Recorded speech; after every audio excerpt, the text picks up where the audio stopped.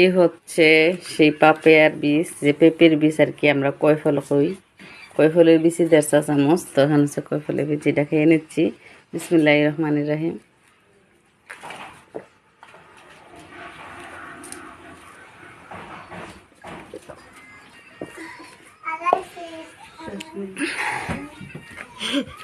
সম্পূর্ণটা খাইলাম আপনাদের সামনে, বিশ্বাস করবেন না দেখা।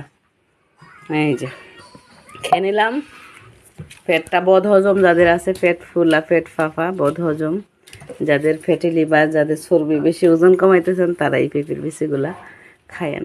আরও শরীরের অনেক রকমের রোগের উপকার আছে এই আর কি। তো ঠিক আছে, বাকি পেঁপের বিচিগুলো আমি রোদ্র দিয়ে দিব, ওগুলো আমি খাবো। প্রতিদিন নিম্নে 2বার, 1বার থেকে 2বার খেলেই হয়।